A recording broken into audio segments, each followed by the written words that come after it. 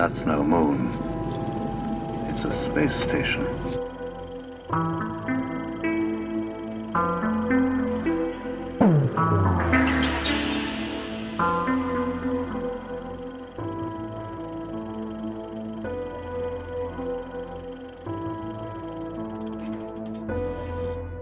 Hey guys, welcome back to the show. So we are just going to dive straight in today, and we actually have two guests joining us that are going to be speaking at the Mind Nexus conference in Tucson, Arizona, September 27th through the 29th, which Aaron and I are both going to be presenting at as well, along with many others such as Carrie Cassidy, John D'Souza. There's a great lineup. Dr. Alex Bloom, many of you may know who he is.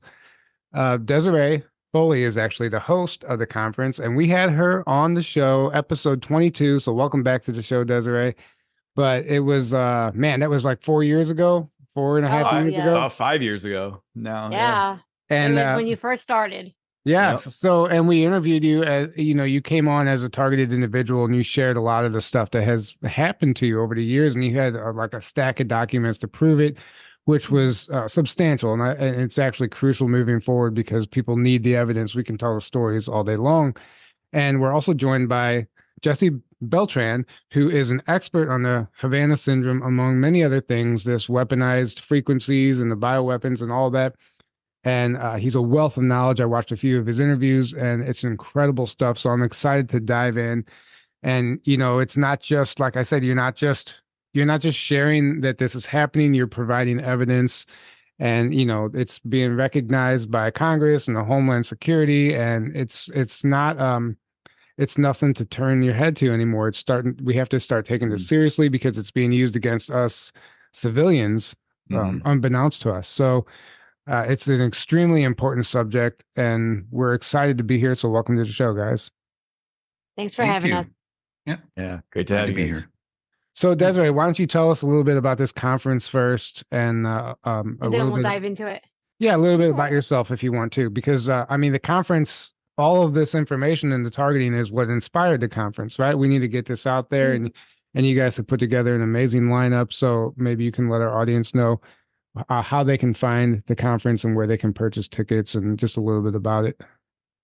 Okay, so it's going to be in Tucson, Arizona, September 27th through the 29th. And you would just have to go to mindnexuslive.com, and then we'll put a link in the comments after the show. And we have some amazing speakers. We have like Tyler already stated, Carrie Cassidy, Dr. Bloom. We actually have, which I'm really excited about, is Dr. Rima LeBeau, which, if you guys don't know, she was married to a major, General Major Stubblebine, who was in charge of Project Stargate. So she has some amazing stories. If you get to talk to her, it's super amazing. Ben from Edge of Wonder will be there, and Dr. John Hall. Dr. John Hall, Dr. Jamal, and I'm drawing a blank here. That's about it, right? We have other speakers that just go to are our experts in website. Spiritualism. Go to our website. You'll be able to see them. It's a huge lineup. Yeah, just go to our website. We're going to have it 3 days, and then Saturday we're going to have a DJ, dinners included in the ticket. It's a really amazing lineup. You should definitely check it out. I just want to say it is an amazing lineup. I was very impressed. I'm like, wow, Carrie Cassidy, John D'Souza, Alex Bloom, Jen and Brian Berryhill, Ben Chastain. It's phenomenal lineup. So it's going to be well worth the time. And us. And us. If you like us, we're there. Yeah, forget about you guys. Right. Deserie and you, Jesse. All of us, Jesse and Deserie. And it's an all-star lineup. It is. And Aaron and I will actually be presenting separately, not together. So it's going to be a lot of fun. I'm excited. I'm putting together my presentation now, but let's dive into the meat of the subject today. So, Jesse, I know you're an expert on the Havana syndrome, but it's so much more than that. It's the targeting and the voice of God technology. You can call it voice to skull, whatever. It's weaponized frequencies that are being utilized to mind control the entire population, and not just mind control, but silence and neutralize people, especially like national security agents and stuff like that, people who are a threat to whatever the agenda might be in the moment. So for those who don't know, maybe you could give us a brief run through of what the Havana syndrome is and how they're even targeting people with this technology. Perfect. I'd be more than happy to. Just give your audience a little bit about my background. As you stated, my name is Jesse Beltran. I'm a retired firefighter paramedic from the city of Sacramento. I helped establish the paramedic transportation programs for the city of Elk Grove and the city of Sacramento back in the early days. I was also the president of an organization called the International Center Against the Abuse of Covert Technologies. I was one of the co-founders, along with Lars Drugard, and in its infancy, a gentleman by the name of Peter Rosenwald. I later I'm a certified master hypnotherapist with a diploma in hypnotherapy, and I currently have my own practice. But to delve into what Havana syndrome is, in its infancy, what most of your viewers, or you may have heard or not heard, the term called targeted individuals. When I established the International Center Against the Abuse of Covert Technologies, the reason it was created was because I happened to meet Dr. John Hall after speaking with the gentleman by the name of James Walbert, who was successful in obtaining a restraining order to the court systems because he had a non-consensual implant put in him. He believes it was done because they were trying to steal an invention, the secrets to his invention, and that was the ultimate reason why he believed it happened. He obtained medical imagery, he obtained toxicology reports. All these have substantiated it was enough that the judge believed him and issued a protective order for him. In speaking to James Walbert, he turned me to speak to Dr. John Hall. And I met Dr. John Hall in Texas, and he explained to me this phenomenon that was happening. And the phenomenon is there were people complaining of being harassed, targeted, people who felt that they were being targeted out for specific reasons. And what John was doing in the embassy, he was doing what was called an RF scan, but he did it very sporadically with these individuals. And so my conversation with him was, why isn't anything been done about it? That is just a natural common sense question. And what he explained to me is that what was happening is because people are taught to go to their physician whenever they have any type of anomalies, you go and tell your doctor everything. And because of the type of symptoms that go along with this, most of them get railroaded into the mental health industry. And it's the worst thing possible for them. They're just getting re-victimized. So what I decided to do was do it on a mass scale. I started in Sacramento, California. Our first meeting, to my surprise, had about 100 people show up. And they all had the same complaints. And it was almost cookie cutter. And so I thought that was odd. And not the fact that it was 100 people there, but they all had the same complaint.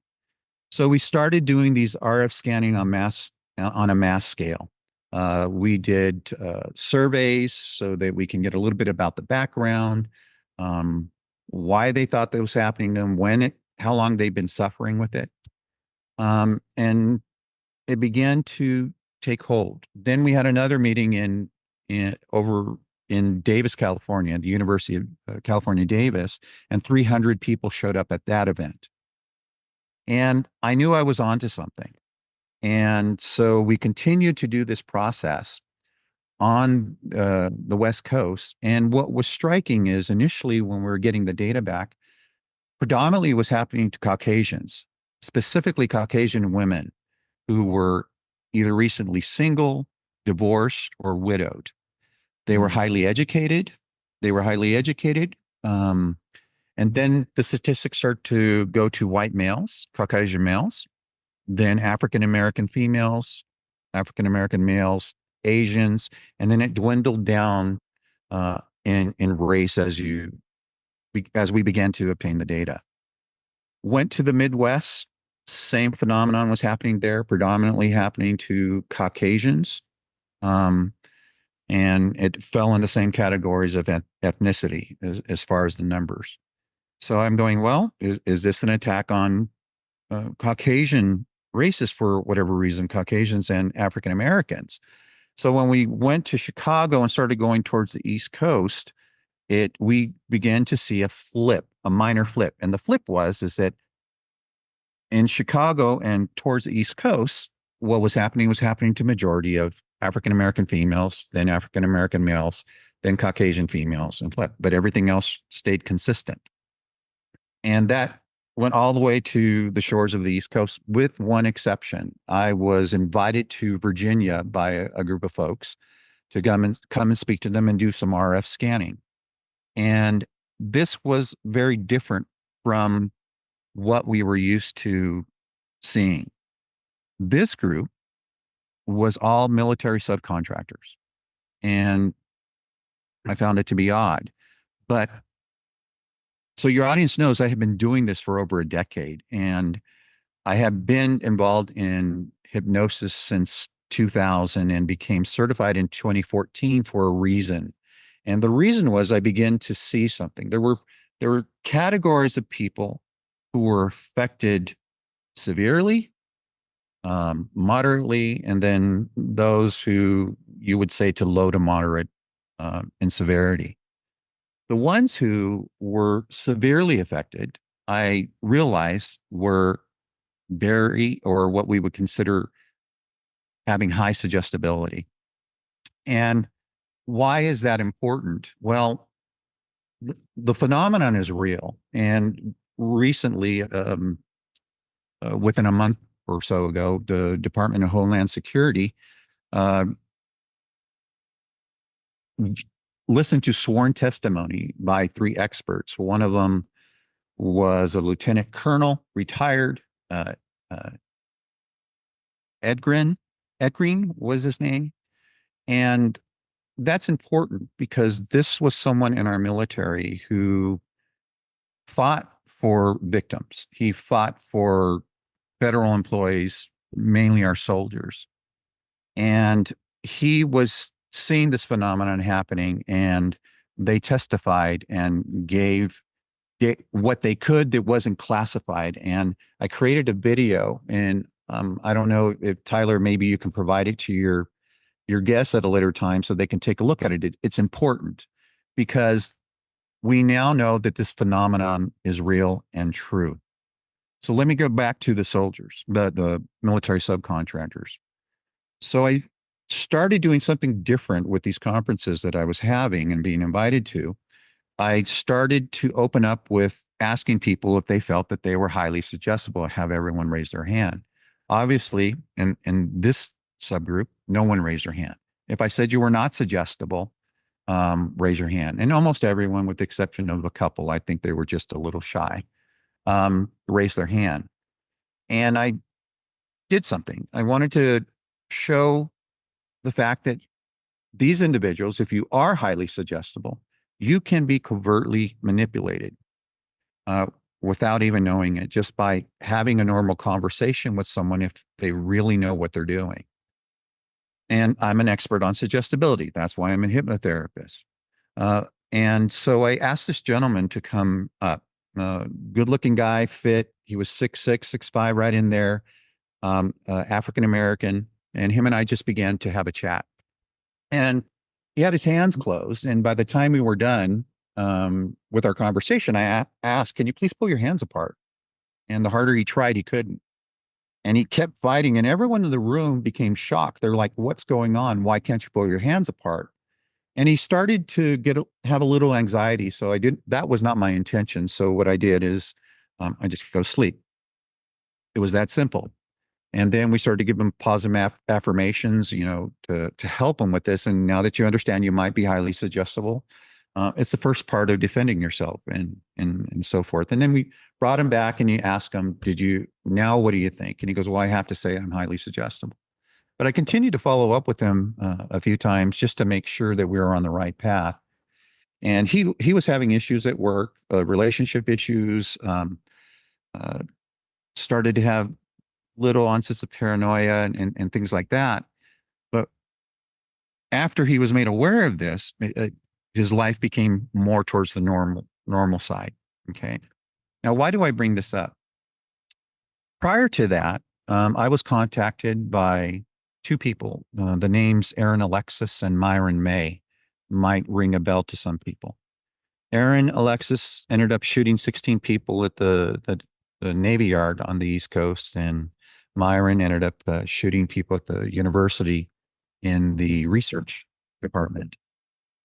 These two contacted me prior to them doing these horrific atrocities. And when they spoke to me, they were asking for help. And I began to explain to them that I believe what they're going through is that they believe it's real. And I said there was no quick fix. This is going to be a journey. They were very impatient. And the problem with when someone is on the initial onset, having the symptoms, and I'll explain what those symptoms are here in a second, they either take two modalities: either it's fight or you fly, or fright. These two guys were very determined, and I can hear it in their voice. They were very impatient. I had no clue that they were going to go and do what they did. Okay. So this is why I think it's important to teach the general population that, number one, education is the first line of defense. Okay. So what are these guys experiencing? The Havana syndrome, according to governmental reports, was first recognized in 2014 by our diplomats and some of their family members that were working for our embassy over in Cuba. And the symptoms that they were having is they were hearing these strange sounds. They were getting nausea, vertigo, unusual headaches, shocks to their extremities, unusual muscle movements, and brain fog. And eventually, initially, the United States didn't accept it as real. They thought it was some type of group psychological phenomenon. And then what happened is started happening to our to diplomats in Canada and agents. And so Canada was a little bit more forthcoming for those individuals because they believed them, and they started to provide them with resources and work comp and things like that. And then the United States jumped on the bandwagon, and here we are today. So what was unusual with I'm going to say ISA Act, which represents the International Center Against the Abuse of Covert Technologies, my whole purpose of that organization was just to get the data. So what I use is what we call SOAP notes. Subjective data is what people complain about. Objective data is what we can physically see, we can test for, whether it be RF scanning, medical imagery, toxicology reports, anything like that, anything that you can concretely see and measure. And then you assess the two and you come up with a plan. And we had a protocol that we followed with everyone. We would do the RF scanning first, a preliminary scan. If there were any results there, then we would encourage them to get medical imagery or studies, whatever they can. I tell them, and I'll give some advice to people if they think this is happening, is you need to be very conservative on how you explain this to medical personnel. Most are not briefed about this, and hence this is our mission. We want to get to the general population. Now that at least the government is saying, well, it is happening to some federal employees and some of their family members. But the bottom line is that we have databases of literally hundreds, if not thousands, of victims, not only here in the United States, but throughout the world. Right. So, yeah. So I was invited by people in government in other countries to come and bring people who I thought might be victims. And they wanted me to test people who were related in the embassies or work for the embassies and so forth. So we used controls there. We took people who weren't victims, and then we took people who we knew were victims and who came up positive on RF scans. And I had to sign an NDA, and they took me to this non-disclosed location that had what is called an anechoic chamber. And an anechoic chamber is basically a very robust Faraday cage. It blocks out huge frequency spectrums from coming into that environment. And what we did is we took those victims into that environment, and to our surprise, is those from the United States came up with similar frequencies, positive inside the anechoic chamber. Those who were in Europe came up with similar frequencies that were different from the U.S., Russia, and the same thing happened from other countries. So this was a fascinating finding, and I believe you have a copy of our phase 3 report. That's the final phase of our testing, and I do have that. I gave that to you in that file, Tyler. Mm-hmm. And so when we came back to the United States with this data, what was happening here is that there was an organization called the Bioethics Commission that was put together under President Obama. And they were giving a conference on this phenomenon. They were doing a hearing on this phenomenon. And literally hundreds of victims, not only the ones that I had tested, but just hundreds showed up at that to give testimony. And Amy Gutman was the head chair at the time. And she's now, I believe, and I misquoted in my last show, I thought she was an ambassador to Belgium, but she's actually our U.S. ambassador to Germany at the EU. And they basically were told that this is a hysteria phenomenon, and you're just going to have to live with it. Of course. Then so I was invited to another presidential bioethics commission in San Francisco at the university teaching hospital there. And I was in the front row. CBS, ABC, all the big networks were there. And I was allowed to ask a question initially. And I had my assistant there, and I wrote a question. They took a break, and I was supposed to be the next question that was going to be asked. And I'm going to step back. Now, Amy Gutman and this bioethics commission, it's important that people understand what their agenda. They were talking about genetics, and their forum there was to genetically map every living organism on the planet, including you. And they wanted rights to that information. And so when it comes to control, if you think about the implications of this, what happens if they have a patent on your DNA? What are the implications there? My sense is that you're probably going to lose autonomy over the decisions that you get to make about what happens to you. Mm-hmm. Now, the statement that was made there, and this was by Amy Gutman, is that they believe this through and through, that they are the only ones, they are the top 1% of the elite 1% that should be making decisions about what's best for you. This is their mentality. Their mentality. Who's they? When you say they're the people at this conference? Correct. The Bioethics Commission. The Bioethics Commission. Everyone's there. What was interesting, you even had military personnel on this commission. There. So anyway, what it ended up happening, my assistant gave the question, and then I was prepared to hear what that was, the answers were going to be. They completely brushed me off. They censored it and didn't allow it. So I'll share with your listeners what that question was.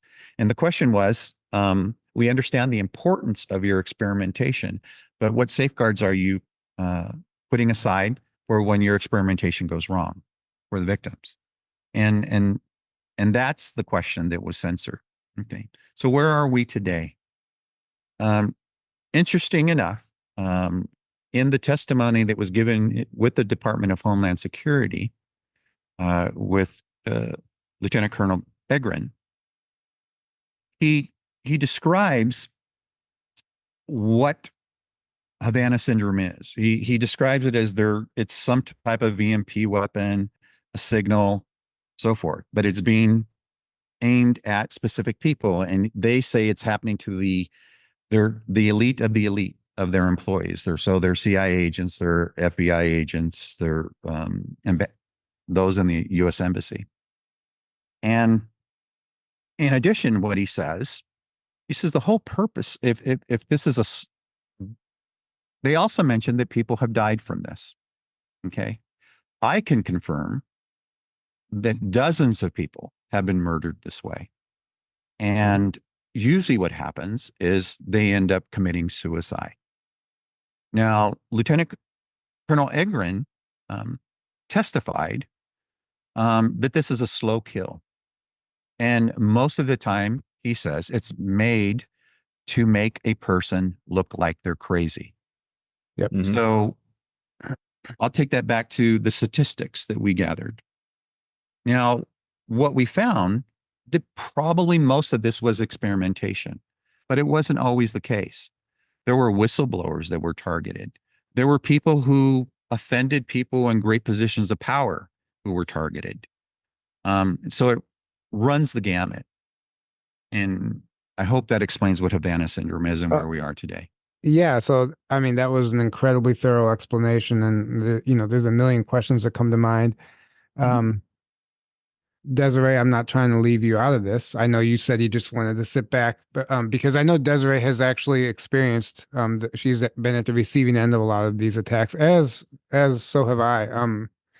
And I even have questions about some things that have happened to me over the years. But so whenever you RF scan somebody, can that also, can you explain exactly what you're doing? And that can that also detect a source of where this frequency is coming from? Okay, good question. So what we use is in the preliminary environment is what is called a JM20 Pro. It's a frequency detector, and what's very unique about it is you can calibrate it. So when you put the wand around a signal, you can literally have to be within an inch or two of the emission. So why is that important? Because we live in a wireless society, so we get RF signals from everywhere all the time.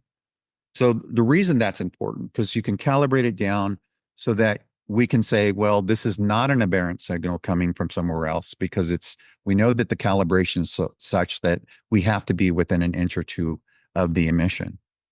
Now, when you scan someone, what will happen is we'll have a map and we go into this blind. We don't want to know anything that's happening with the person. We don't want to know where they believe they're having issues. We don't want to know anything. We just go in completely blank. And then if it does pick up an emission, then we'll just mark that and we'll make notations. And then we'll come back with a frequency counter to see if we can get a frequency, numerical frequency. And that's typically how it's done. Yeah. Now, you scanned me. Can you give the details of when you scanned me? Yeah. This would be my second scan. I had another scan, which I've told you guys about, and then Jesse scanned me too. Right. So I'll get to that, Desiree, because it's important that we talk about the types of scanning that is available. Yeah. I would also like to cover the implants as well. Correct. Yeah. Yeah. And ultimately, this is what we're getting to. So, so there's the preliminary scan with the JM20 Pro, and so that's one mechanism.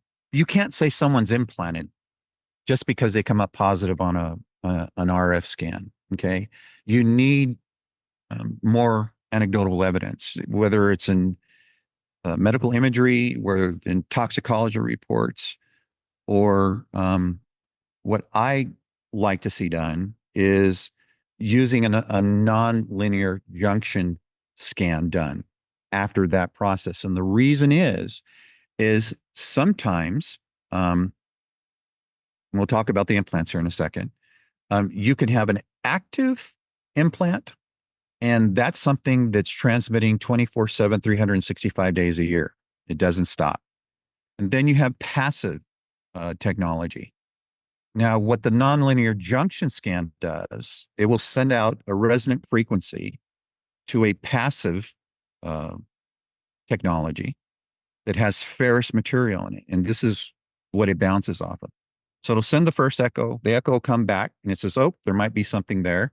Send another one, comes back, oh, confirms there is something there. And it'll send a third one. And then that's the ultimate verification that there is a passive device. But what this does, it activates the passive device so that you can get that detection and the location of where that is. So Desiree has had both. And if you look at her reports, what was really intriguing is, number one, the individual, the qualifications that he did. I guess my understanding is that there are very few people with this certification. He did this for the military. Right? Correct, Desiree? Yeah. Yeah, he was he got certified by a general. Yeah. Mm-hmm. And so this is why I say it's important. So what were we finding? We have cases now where they are removing implants. And these implants can cause a lot of havoc throughout the human body. And what they're finding is these things are so small today that you can put it up to the date on a penny, and they're literally the size of one of the numbers on the date, and even smaller. Okay. You have a case of David Larson down in Southern California, who was a politician, and he was having these exact same symptoms and ended up having surgery and had multiple implants removed, over 10. And I believe you also have that report. And you can show your audiences the size of these implants that were being pulled out. Now, Dave sued and he lost. And the reason he lost is because the judge says that he gave permission to participate in an experiment. And he did. But the problem is he didn't have full disclosure. And this is what happens very often, is that when people participate in experimental testing or procedures, is that they are not given full disclosure. And it is my opinion that if you don't get full disclosure and it's only partial disclosure, is because the intent is to deceive. Exactly. Right. You have to, you have to give an individual 100% of the information as to what is going to be done, what they might be risking, and what they might be giving up in their lives. Right. Yeah. Because I know in Dave Larson's case, if he knew, he would never have consented to this. They would never sign up. It's called Right. lying by omission. It's Correct. deceiving by Yeah. omission. Yes. So how are these implants being implanted? Do they all show up on medical imagery, or are some undetectable? I mean, are we talking about nanotech that can be consumed through a drink? Is this being done while people are sleeping? You know, somebody coming into your house and implanting. You know, it's a serious matter, and I'm sure that has happened before. But I think they have sophisticated technology today where they can eliminate the process of being. You know, they can eliminate the person, the individual, and there's other means of transmission, right? Correct. Let So me answer to this answer one. Let me answer, Okay, and then maybe you go can ahead. answer it. Okay. Go. So, how to get the nano inside your body? There's several different ways, but I'm going to tell you a couple of ways that it was done to myself. My doctor, who's a toxicologist, had asked me to put some cotton balls into my air ducts.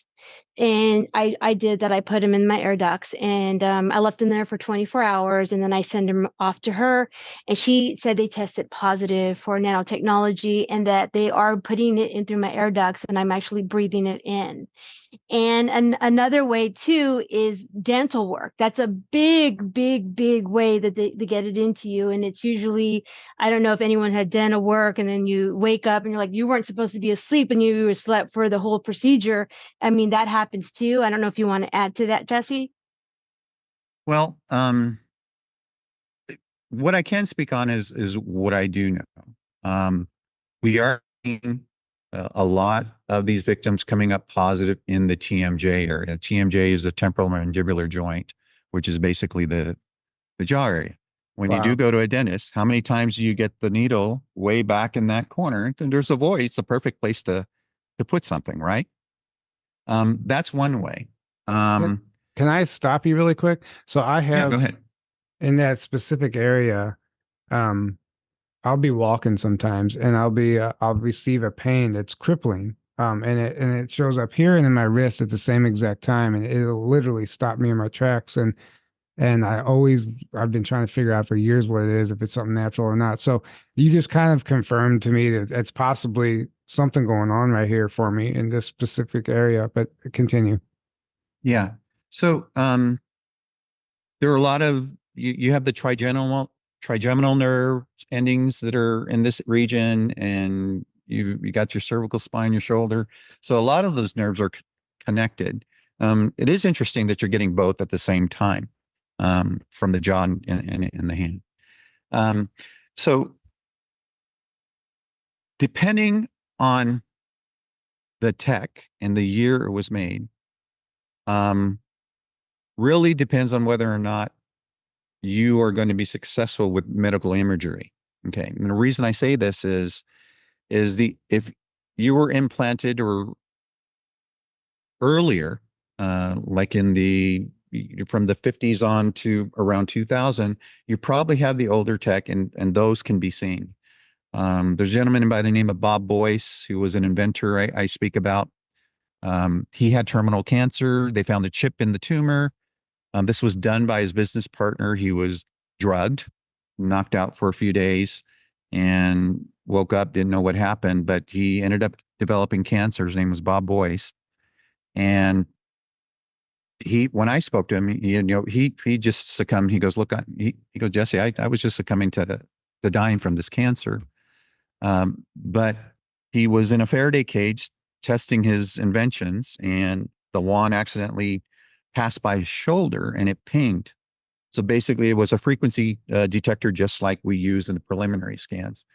And so thought it was odd, got an x-ray in the tumor. There was an RFID chip, and you have images of that in the files that I've sent you.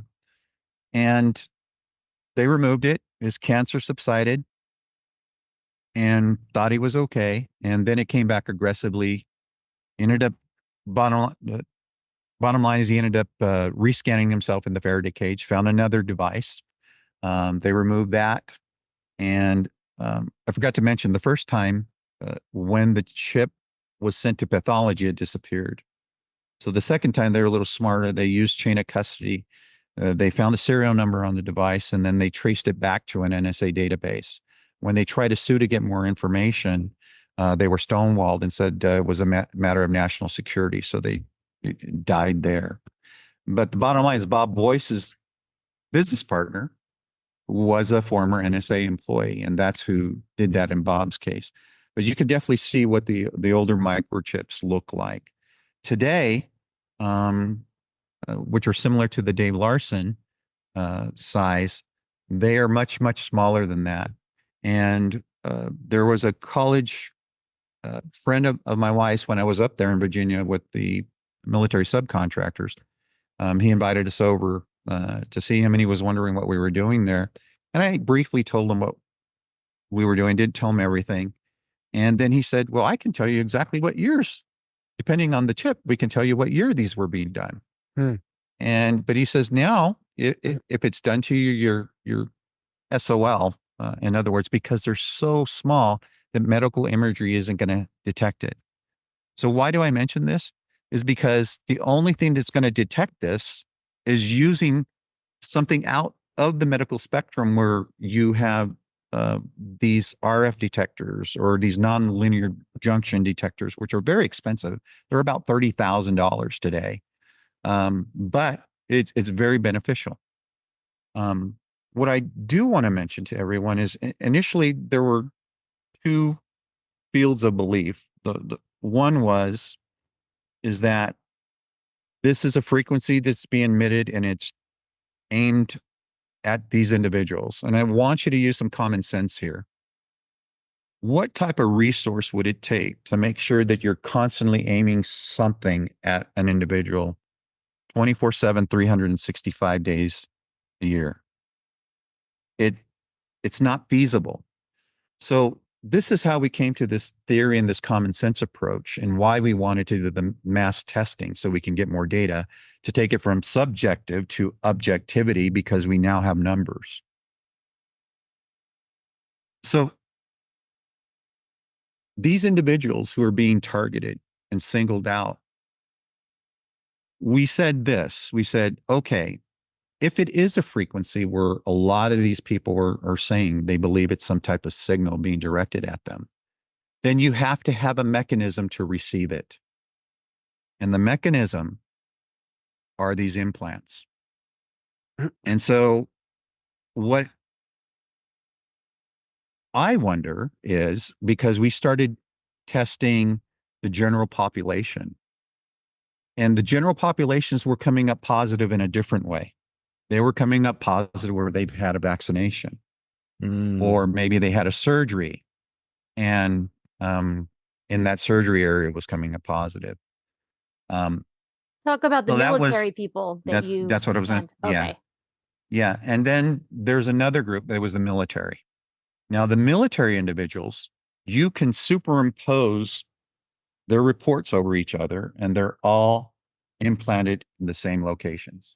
Wow. I don't want to use the word implanted. Let me rephrase this. They all came up positive in the RF detection in the same location, is what I want to say. So, okay. There's so much here. First of all, the cancer causing part of it do you think did this guy have cancer before the chip, or did the chip or the implant cause the cancer? Do you think this could be, it was the cause of the cancer? He believes it was the cause of the cancer. Okay. I suspect it was the cause of the cancer. There are studies out there on animals that these chips do give them a higher propensity for developing tumors. So could somebody who has just a lot of heavy metals in their body, could they also be affected by the frequency, or does it have to be a specific implant? Do you think just, where the chemtrails, let's just say, are playing a part in this for the entire population? I can't come to a conclusion based on that. What I can say this is, for whatever reason, in a lot of these victims who have had implants removed do have a high toxicology report with regards to specific metals. Right. So, because one of the obvious elephant in the room questions is, why are they doing this? What is their end game here? Are they just messing with people to mess with them, or do they have a specific agenda in mind of why they're doing this? And what is the end game with that? What are they trying to steer humanity towards with doing all this, do you think? Okay. Well, that is a great question, because there are so many possibilities. If you listen to Lieutenant Colonel Egren, he says that one objective is to make a person look crazy. Mm-hmm. Okay. He testified that in front of Congress under sworn testimony. And he also says, put me in a skiff and I'll tell you who you need to subpoena. I'll tell you where you need to look. Yeah. And I'll tell you who you need to go after. Yeah. Yeah. Okay. I saw that. Yeah. Yeah. So that's one mechanism. The other mechanism, if you recall, they testified that they're going after their elite of the elite. They're going at their best soldiers. They're going at their best agents. They're going after their best people. So that probably, they believe, is probably a foreign agent. Okay. Agency that's doing this. I can also tell you that we have the technology. There's a gentleman by the name of Igor Smirnov, and I don't know if you've heard of the name before, but he was a Russian physicist, and he developed it. In fact, you have a video there that I sent you in the file of what he developed. He developed a technology that can send messages to your brain remotely. And he says it bypasses the conscious mind and goes directly into the subconscious. Right. And you would believe it was God, and there's nothing you can do against it. Yeah. I have a different philosophy about that. I believe that we can develop a firewall for our mind. But education is the first step. Interestingly enough, the United States, after he passed away, his wife was awarded a contract through the United States, almost $1 billion. It was over $900 million. And the company was SRS, if I recall. And so the United States had gave funding to obtain this technology. In fact, they kind of screwed up at Waco. They were going to use this and send the voice of God to Koresh, but they didn't know how to use it. Then they screwed up, and it turned into a disaster there. And so these weapons do exist. Yeah. Yeah. And I've, when we did our research on the voice of God technology, all of the school shootings, almost all of them, every single case, the shooter said that God told them to do it, or some entity, some voice told them to do it. And they were all on medications, yes, drugs, where it was making them much more susceptible to that technology. Correct. Yeah. Well, if your mind is in an altered state and you are highly suggestible, just imagine what you could do. You can get a person to do anything and not remember. right. Now, if you're making them, if they're religious and you want to manipulate them, then you make them believe that they're talking to God.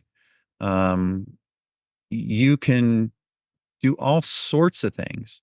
And this is why it was important for me to understand and get certified as a hypnotherapist, because it allowed me to understand suggestibility, even though I was doing hypnosis for quite some time, but understand suggestibility at a level and to recognize those individuals who were highly suggestible and who would have the tendencies to fall under that circumstance. And this is why I really seek out those who are highly suggestible, who claim that they are going through this experience, because that's where the attention needs to be drawn to initially. But every one of these persons who are going through this is suffering. They are being tortured 365 days a year. And this is why we're doing what we're doing. Desiree and I decided, I've known Desiree for about 10 years now. And it was through this data gathering process that I was going through with ISAC, is how I met her. And it's important that we teach the general population. And right now, the environment is right. With the advent of the Homeland Security and our government saying, yes, this phenomenon is happening, although they're only saying it's happening to federal employees. They're not admitting that it's happening to civilians, but it is. And they're saying the first event was in 2014. I can tell you 100% that in 2009, at least we were documenting that. And I know of some cases as early as 2004. So. Yeah, and there's things the CIA was using a long time ago, like the heart attack gun. And one of the symptoms of this technology, of this weaponized frequency, is it can give you heart attack symptoms, if not give you a heart attack. And I've experienced that myself. And one of the things I heard you mention earlier was electric shocks. Now, this is something personal to me because I've suffered from this. Depending on this situation, what I'm doing, who I'm with, as I'm falling asleep, it'll feel like my entire system is shocked, like I'm being electrocuted, and it just like it fries my nervous system, right? And it'll happen all night. As soon as I'm about to fall asleep, it's like somebody's sitting there with a button, and it only happens whenever they're trying to stop me from, let's just say, enjoy the experience or where I'm at. It typically happens like on a trip when I'm trying to go do some spiritual work or whatever. They really fuck with my vibe and my frequency to the point where I don't sleep, and it's just a chain reaction after that. So to me, after listening to you, that would tell me that I'm sure there's something. I have implants. that are being somehow activated.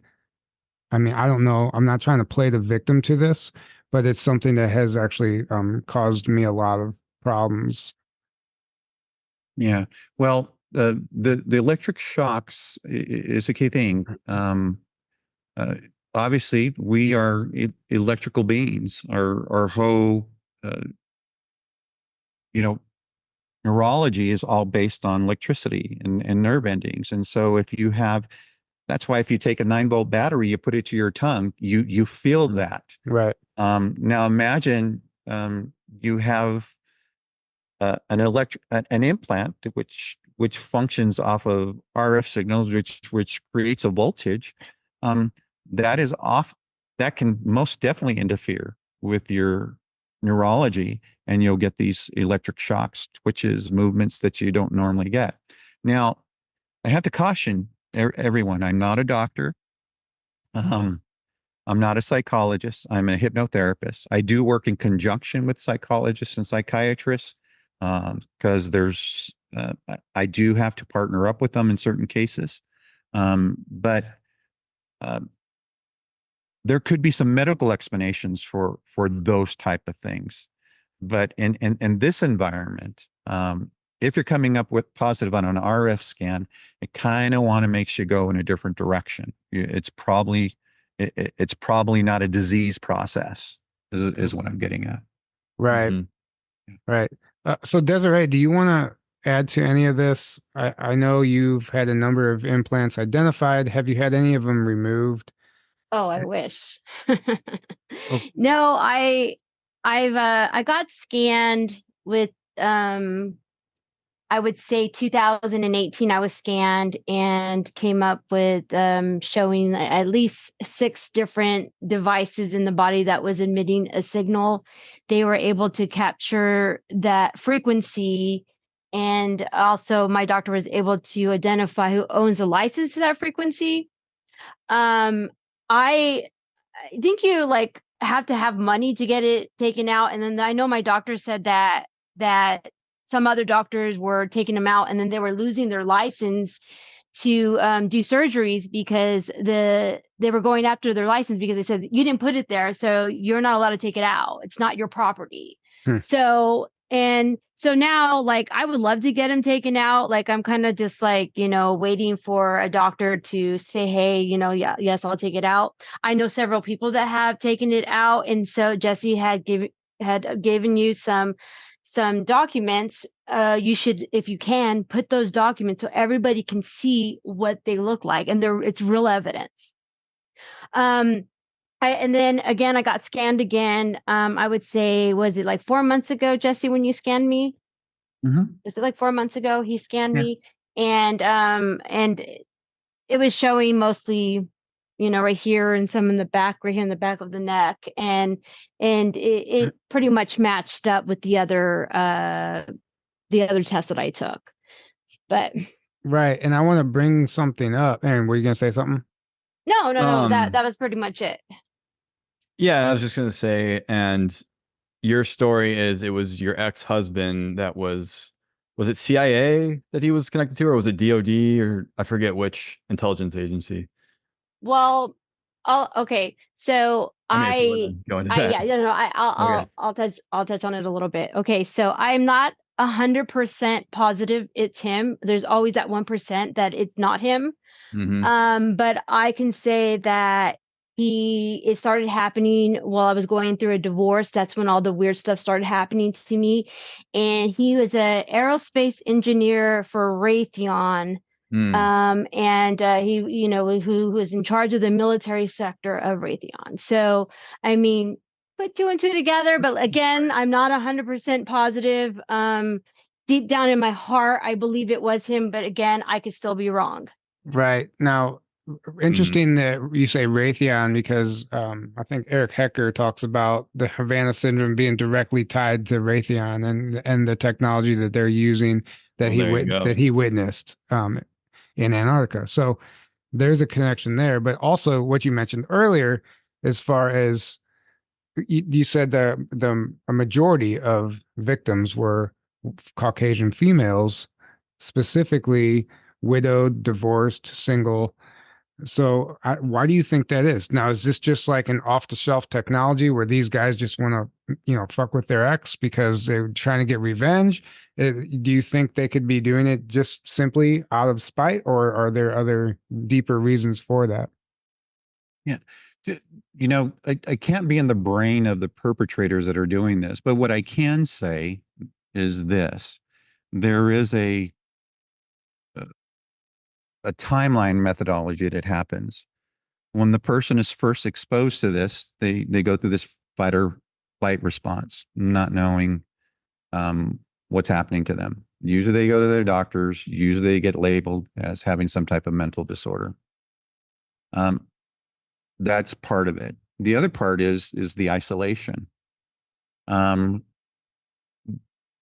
It really looks like in the beginning, a decade ago, this was mostly experimentation. And time again, what would happen is these individuals would become very isolated because they're going and telling everyone what they believe is happening to them. Mm-hmm. Then everyone starts to distance themselves. So once they become more isolated, then particularly the psychic driving on steroids begins to happen. And for those of you who don't know what psychic driving is, Ewan Cameron was a Canadian psychiatrist hired by the US to do experimentation to see if you can erase someone's brain and reprogram it. And he would use a lot of methodologies, sleep deprivation, long-term sleep through drugging them. He would put a helmet on them and put recordings that would just be repetitive over and over again. So utilizing the law of repetition, which is used in hypnosis. He would use electric shock therapy. And he would use all these types of things. Now, the number one complaint of the Havana syndrome federal employees was they were hearing unusual noise.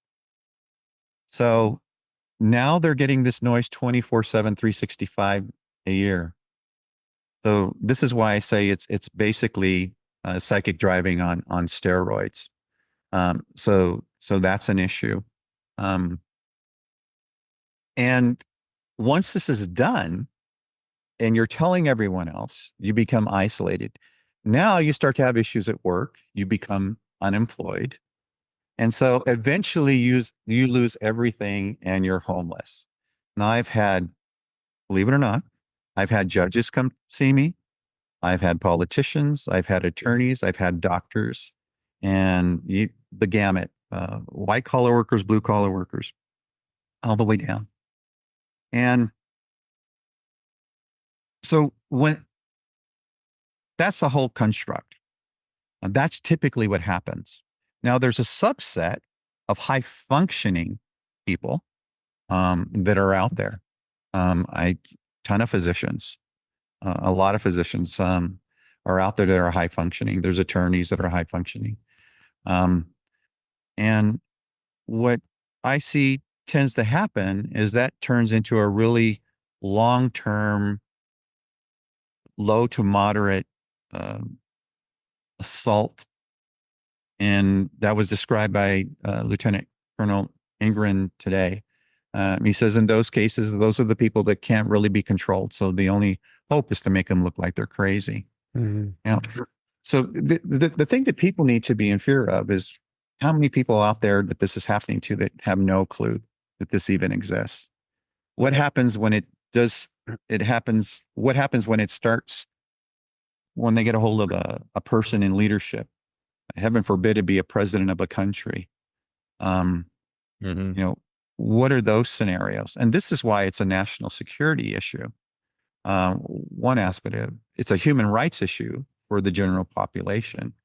And what needs to happen most is there needs to be an avenue for resources. Here at Homeland Security, they're testifying there. The witnesses are testifying, and they're complaining, look, you guys put funding aside for all these federal employees, but nothing is being done with that funding. They can't even go see a doctor at the VA because they don't even have a medical code for Havana syndrome. But yet you admit it's happening, but you're not helping. And this is our mission.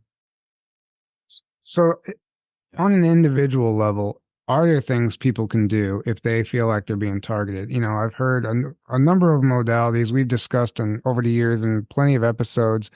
One seems to be there's a guy who sells a CD that plays a specific frequency while you sleep, and it acts as that firewall.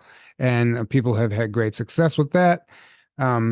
There's we've heard a number of people say that when you feel like you're being targeted, start singing a song, start singing, and sing it out loud, and it actually somehow or scrambles the signal, and it'll actually, if you're having a rash breakout or whatever, it'll stop it sometimes if it actually is being, if you are being directly targeted with a frequency.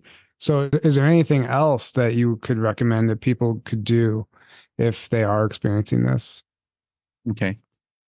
Well, recently we've come up with a couple of inventions. I'll talk about one. The other one I have to, and I'll disclose at a later date. We recently developed a way. Now, this signal that comes in,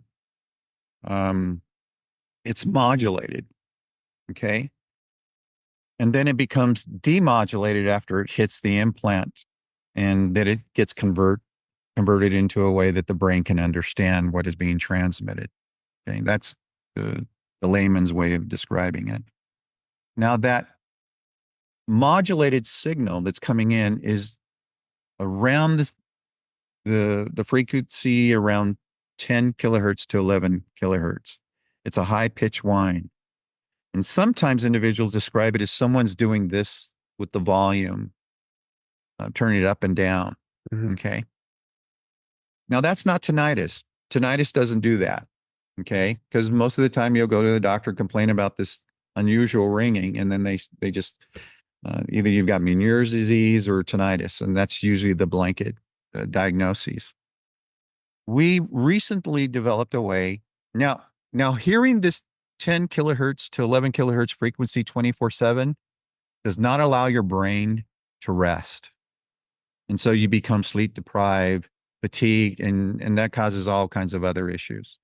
But we recently developed a way utilizing a frequency generator, and a very inexpensive way, as long as you have noise canceling AirPods or a headset, we can teach you how to counter that modulated signal. Doesn't get rid of the demodulated message, but it does counter that modulated signal. And what's nice about it is, as that signal changes in frequency hopping, you can change with it. And what it does, it allows your brain to rest, and you get a decent night's sleep, and you're not fatigued anymore. It gets rid of the brain fog, is what we've learned, and now we've tested it. I don't think I've had a failure with it yet. Right. So it's helped everyone so far who's tried it. But there is a way to do that. And if you have someone who's really in crisis and that's what they're complaining about, we can definitely help them with that and coach them on what needs to be done. Will you be scanning people at the conference? Will you have an RF scanner, and will you be offering that? I thought about it, but it takes about, to do a thorough scan, it takes about an hour and a half to 2 hours per scan. Right. So I'm probably not going to be able to do something like that Sure. at the event, because I'm going to also, as one of the managers, I need to make sure Maybe that we'll just do you, Tyler. flow is going right. Well, But Tyler, right, Jesse? Maybe we'll if just you'd do like to, Tyler. I'd be more than happy to do that for you. No, there. I mean, it's There you go. honestly, I would absolutely love that, because there are some things that happen that only this type of technology would explain. So if I could identify anything like that at least set me in the right direction, that would be great. So Yeah, and we have some resources for you, if, like, depending on what we find, that we can guide you and coach you on what I would do next. Yeah. Right. Yeah. So, Desiree, Aaron, I mean, did you guys want to add anything to this before we start wrapping it up? I mean, this is a heavy subject and we could go on and on forever about this because we're only really touching the surface of it right now. But did you want to add anything, Desiree? No, I'm good. Thanks for having us. Yeah, of course. And Aaron, did you have any last questions before we wrap it up? Well, I just thank you for the work you're doing because, this is obviously gets labeled in the box of conspiracy, obviously, right? Because this stuff doesn't happen. This is crazy conspiracy. People are just crazy if they think this is happening, and that's what they want you to think, right? Because then you can just write it off and no one takes it seriously. And then it never gets dealt with. Right. Yeah. And that's what they're banking on, right? So thank you for talking about this. Thank you for doing all the work you've been doing to prove that this is happening and to get help for the people that it's happening to massive, massive things that need to be done. And the more people that wake up to this, that understand this is real, this is happening, and what can we do about it? That's, I feel like we're on that trajectory now. And obviously that's just one thing. There's so much manipulation happening in our world today, as we know, with agendas and not things that aren't good for humanity that they want to keep doing in the shadows, right? Well, the more we can wake up, the less they're able to do that, and we can start taking our power back. So thank you for the work you're doing. Yeah, absolutely. No problem. I'd rather serve others than serve myself. That's why I was a firefighter paramedic. That's why I do what I do. And enlightenment, education is the number one defense. This is why we're doing the Mind Nexus live event in Tucson, Arizona on the 27th through the 29th. I was the idea and the concept was to bring a plethora of experts together in different fields so that we can start to educate the general population, not just those who live this every day and sort of get clustered into their own group. It's important that we educate everyone and understand that if we don't stop this now, if we don't create resources for everyone who is victimized this way, that we're in for trouble.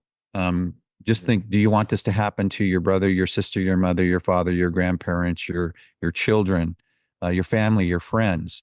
This is devastating. I have seen time and time again, like I said, doctors have these $1 million practices just lose it all, only because they go to take the traditional route. Now, I'm not discouraging anyone. If you have an issue and it's a medical issue, by all means, you need to see your doctor, but don't tell them your theory.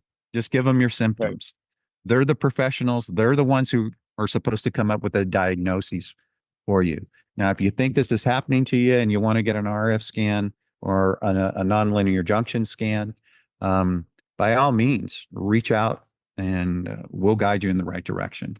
And where can they find you? Where can they reach out to? Just reach out at mynexuslive.com. You can reach us there at the website or cosmicclarityconnections.org. And you can just go info@cosmicclarityconnections.org and we'll be more than happy to guide you in the right direction.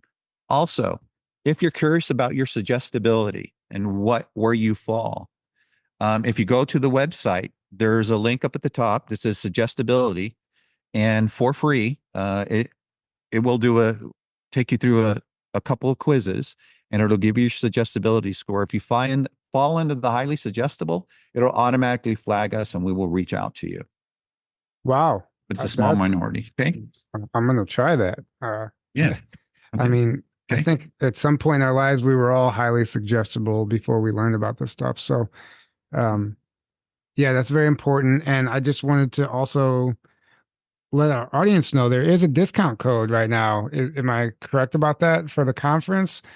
MindNexGo, MindNexGO is the discount code, and that will give you a discounted ticket through July 15th, correct? That is correct. So tickets are $444, and with the discount code, the ticket becomes $374, and that's a great deal. And so it's a 3-day event, correct? It's Correct. Dinner included. Two catered dinners, and DJ. we'll give you an opportunity with the DJ so you can mingle with all of the speakers and get to network with like-minded minds and ask more questions and get answers that you're looking for. Right. I think Desiree is more excited about the DJ than the conference. He keeps bringing it up. I know, right? I got to hire the DJ. That's Right. my one job. Nice. Nice. Yeah. So thank you so much for joining us. And guys, if you want to hear Desiree's testimony, episode 22, I don't know how cringe that might be looking back on that now. An old one. We were all amateurs back then, but I remember it being a great episode, actually, and I've even referenced that interview in our Voice of God webinar, which was the only one that somehow didn't make the YouTube purge. It's the only video of everything we have that we lost, of course. We're planning on redoing it. Yeah. So we can have it again. But there's been so much more that's been coming to the surface about this technology and just notes I've been taking over time that we can add to it and really revamp that thing and just bring new awareness and play our part. So we'll be doing that. But yeah, go ahead. Were you going to say something, Jesse? There is one thing. There is a video that I put in that file by William Pollock.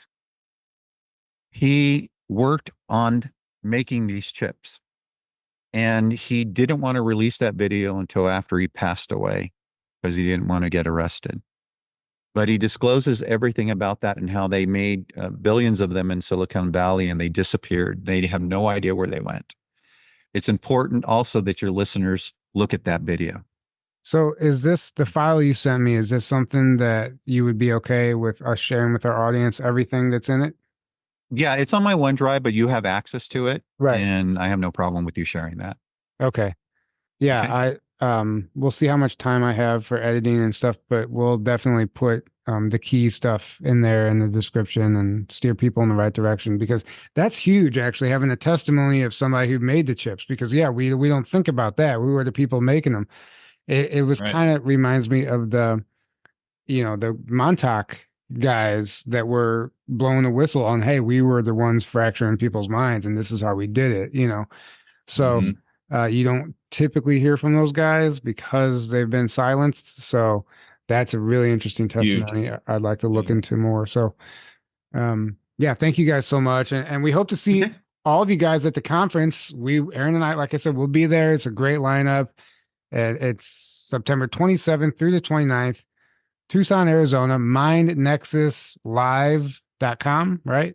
Correct. That's correct. And grab your ticket and come hang out. It's going to be a great time, and it's going to be a nice weather in Arizona there at that time, I would believe. I don't know. Maybe it might be hot. I have no idea, but it'll be a little hot. Yeah, it'll be hotter than where we're at, but right. It won't be July degrees, Yeah, it'll be a little hot. It'll still be in the hundreds. It'll still, okay. It'll still be then I lied. It's going to be hot, but still come out. No humidity, though. No humidity. Come hang out anyway. We're used to the humidity. Right. Actually, a lot nicer.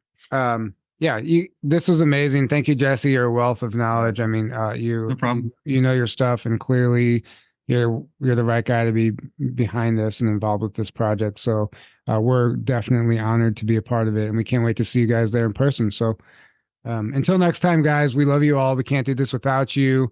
And just a quick reminder, if you haven't signed up for our Patreon yet, it's only $5 a month. And an upcoming webinar is going to be on the secret journey to Planet Serpo or Project Serpo or Project Crystal Night, whatever you'd like to call it. But it's a very interesting topic. It's one of the ones that actually got us. It was one of the early ones that caught my attention and kind of in the early days of my awakening. So we're going to do a deep dive. We realized Aaron and I just recently visited Devil's Tower, and there's a connection there, which we'll talk about. But we realized not a lot of people actually know about what happened and under Kennedy's watch. And this might have been another reason he was assassinated. So we're going to do a deep dive there. And that link is below in the description as well. So sign up for the Patreon if you haven't. And until next time, have a great evening. We love you. Good night.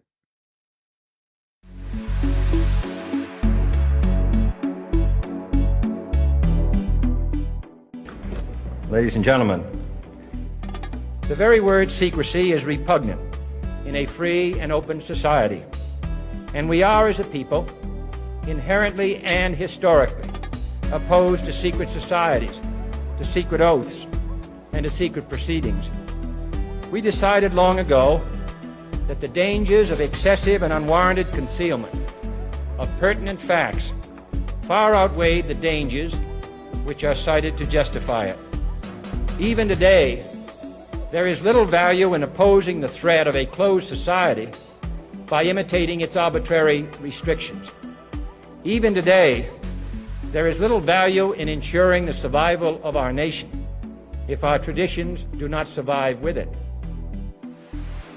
Our constitutional journey did not stop then, and it must not stop now, Judge. And we'll be faced with equally consequential decisions in the 21st century. Can a microscopic tag be implanted in a person's body to track his every movement? There's actual discussion about that. You will rule on that, mark my words, before your tenure is over. Dr. Francis Collins is the director of the National Institutes of Health. Let me just say a word, though, about neuroimaging. Certainly the problem of incidental findings, though, is an enormous, obvious overlap with the genetic situation. MRI scans often give things you didn't expect, and often they're things you don't know what to do with. UBOs, they're called unidentified bright objects. Do you want to have one of those in your brain? Well, you might, and what are you going to do with that? Can brain scans be used to determine whether a person is inclined toward criminality or violent behavior? You will rule on that. Getting again into forensics, lie detection, certainly there are those who believe this will become a more accurate means of assessing when somebody is practicing deception and then other available methods. And Judge, I need to know whether you will be a justice who believes that the constitutional journey must continue to speak to these consequential decisions, or that we've gone far enough in protecting against government intrusion into our autonomy, into the most personal decisions we make. Judge, that's why this is a critical moment. Personality prediction or profiling, again, something that might be used in making decisions about who gets access to which particular kinds of jobs or in the military, or also could be used in courts of law. Neuromarketing, a little scary concept there, trying to assess when people are responding effectively to certain kinds of advertising or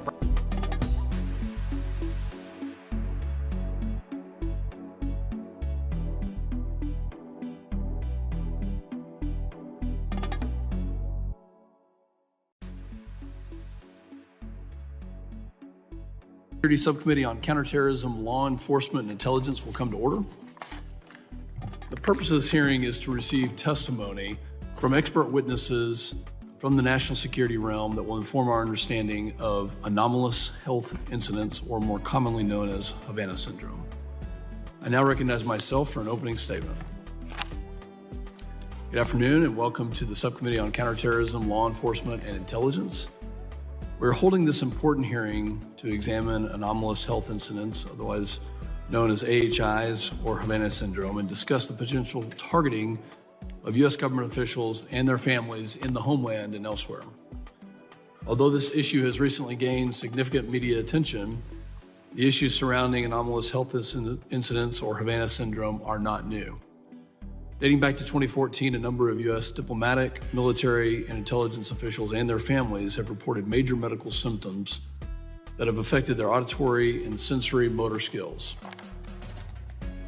These issues became public in late 2016 after a group of Canadian diplomats and U.S. government employees and their families assigned to the U.S. Embassy in Havana, Cuba, began experiencing similar symptoms.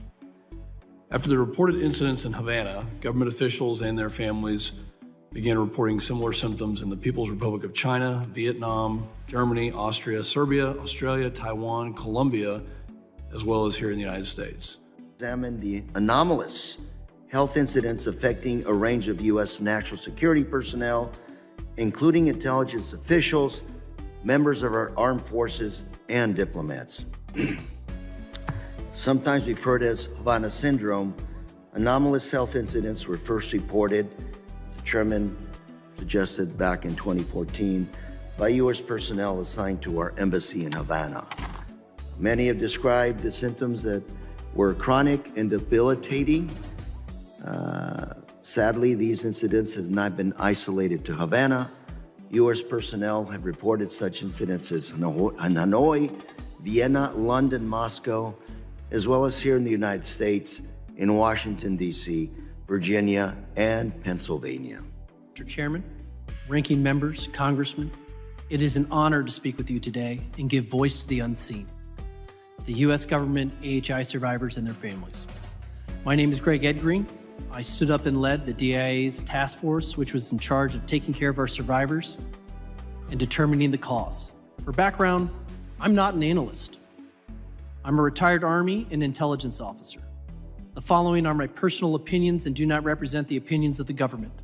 Given the classification of this topic, many of my comments will have to be made at a future closed-door session. As a country, we have been here before. Most people think this all started in Havana in 2016, the widely reported Havana syndrome. This led to the U.S. withdrawing most of its staff and ending rapprochement between Havana and Washington. But before Havana syndrome, there was the Moscow signal. Soviet intelligence bathed the U.S. Embassy in Moscow with microwave transmissions. The health effects were similar to what we see today. There are many examples of syndromes and ailments from Americans injured in the line of duty that the government did not recognize for many years, which were eventually proven. Agent Orange used in Vietnam, the Gulf War syndrome, burn pits during the forever wars of Iraq and Afghanistan. In all of these examples, America took too long to acknowledge these injuries, and our service members languished without care. Havana syndrome is no different. The gaslighting of AHI survivors continues to this day as history repeats itself. Throughout all this, I learned America's best men and women in national security are being targeted and neutralized in a global campaign. AHIs have been reported in the press in every continent except for Antarctica, with a large percentage of these attacks occurring in the homeland, in American, in this town. Disturbing. Before I get to my questions, I just want to reiterate that we're going to do everything we can to assure that the victims, those that are suffering, will receive consistent health care for what is ailing you. But, Mr. Edgren, the evidence, no intentional attack. Yet what I'm hearing from Mr. Zaid, Mr. Grozov, is that there's a possibility that something is out there attacking us, especially in Homeland.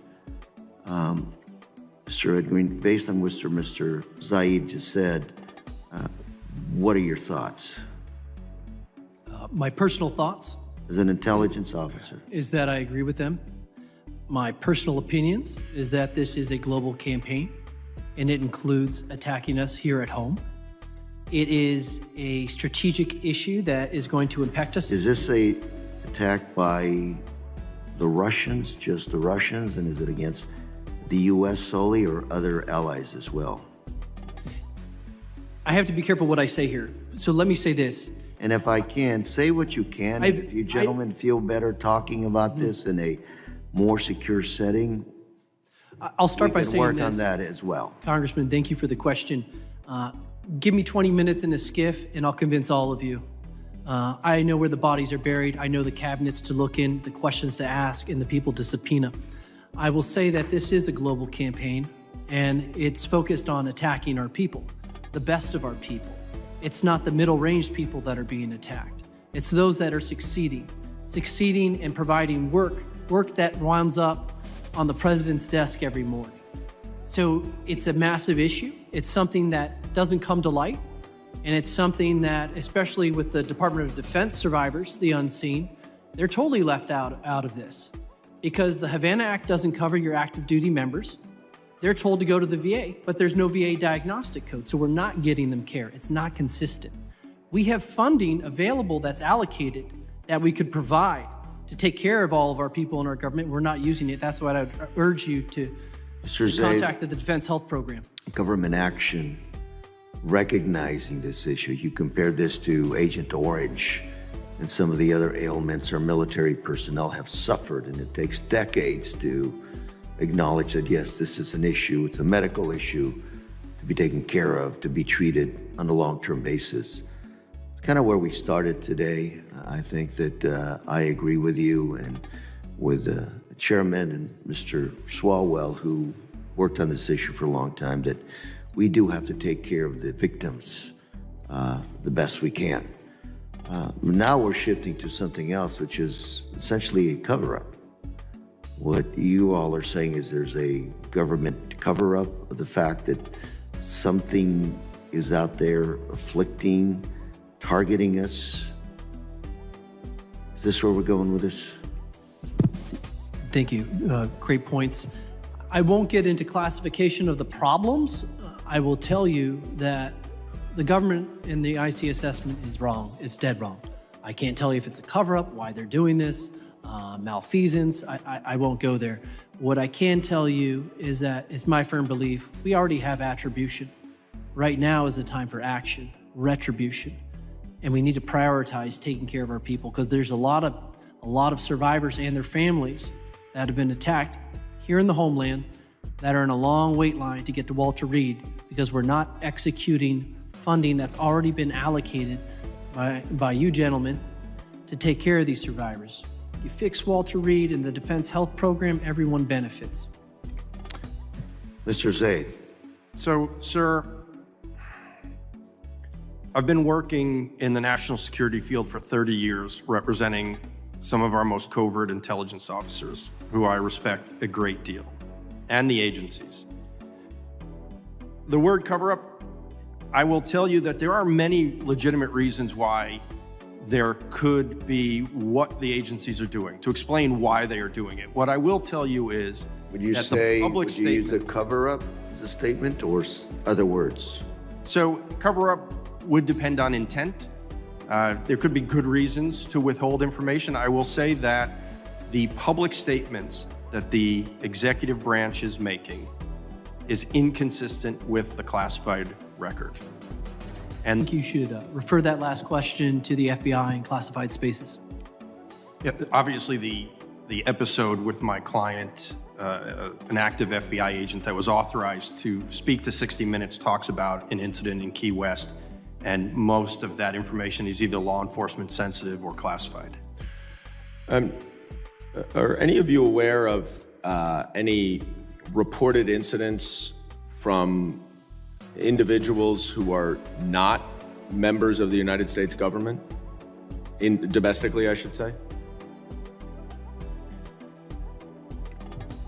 I am not, but I will throw a caveat in there. Generally, I only focused on former and current government employees that were attacked. Mr. Zaid, are you? There are many people who believe they are victims of AHIs. All you have to do is look at my Twitter feed whenever I post on the topic. I only represent federal government employees and their families, so I don't focus on the accuracy of those particular claims. And Mr. Grozev, do you have any insight? Not on American soil, but in other parts of the world, there have been complaints that appear to be credible from Russian activists or Russian opposition leaders living abroad. If your assessments here are correct, these are very covert weapons, aren't they? They don't leave behind bomb fragments, bullet holes, etc. They could absolutely be used by our adversaries and have very low levels of, very easy to deny that they were even there, that they were used. Is that correct? That's correct. There's no entry or exit wound. How they're designed is to make the target feel like they're crazy, like they're imagining things, especially on the low duration, the low intensity, long duration hits.